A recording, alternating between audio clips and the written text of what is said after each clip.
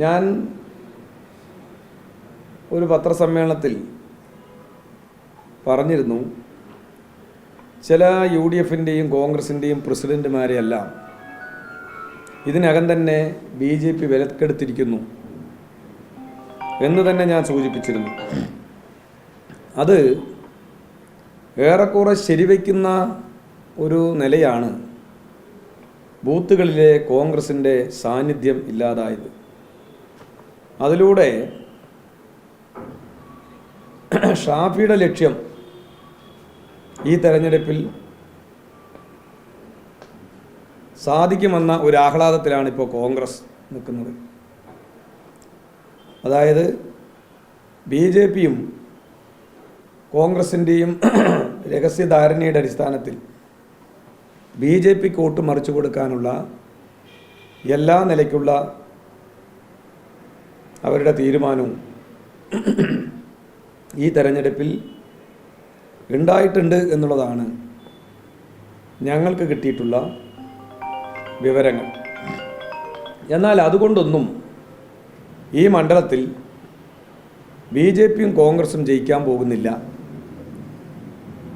ഇത്തവണ വലിയ തോതിലുള്ള മുന്നേറ്റം, ആ മുന്നേറ്റം ഇടതുപക്ഷ ജനാധിപത്യ മുന്നണിക്ക് തെരഞ്ഞെടുപ്പിൻ്റെ ആദ്യഘട്ടം മുതൽ പോളിംഗ് നടന്ന് തീരുന്നത് വരെ ഉണ്ടാക്കിയെടുക്കാൻ കഴിഞ്ഞിട്ടുണ്ട്.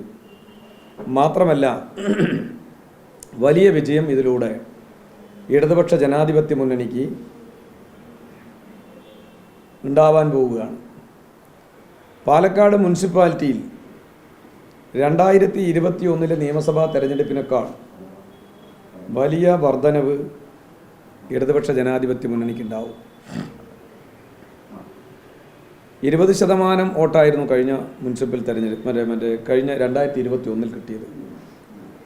നല്ല രൂപത്തിലുള്ള ഒരു വർധനവായിരിക്കും മുനിസിപ്പാലിറ്റിയിൽ ഉണ്ടാവുക.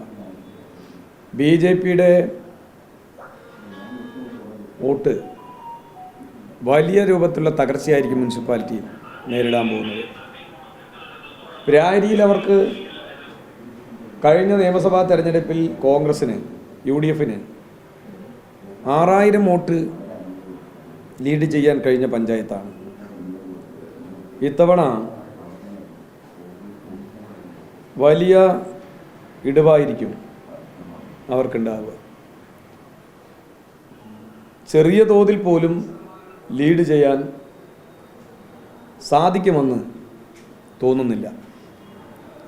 പ്രാരി പഞ്ചായത്തിൽ ആ പഞ്ചായത്തിൻ്റെ ഭരണത്തിനെതിരെയുള്ള വലിയ അസംതൃപ്തി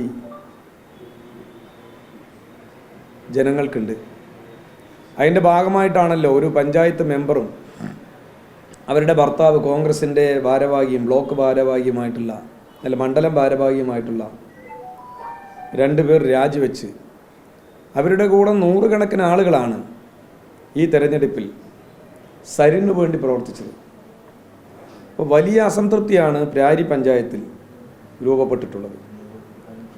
മാത്തൂരും കണ്ണാടിയിലും ഞങ്ങൾക്ക് മുൻകാലങ്ങളിൽ ലഭിച്ചിട്ടുള്ള വലിയ രൂപത്തിലുള്ള ഭൂരിപക്ഷം തിരിച്ചു പിടിക്കാൻ ഈ ഉപതെരഞ്ഞെടുപ്പിൽ കഴിയുമെന്നുള്ളതാണ് ഞങ്ങളുടെ വിശ്വാസം.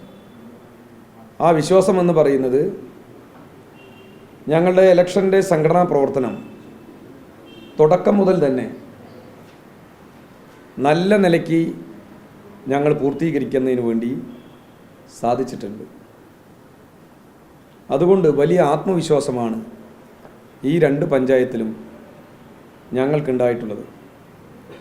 വൻ ഭൂരിപക്ഷം ഈ 2 പഞ്ചായത്തിലും മാത്തൂരും കണ്ണാടിയിലും ഇടതുപക്ഷ ജനാധിപത്യ മുന്നണിക്ക് ഉണ്ടാവും.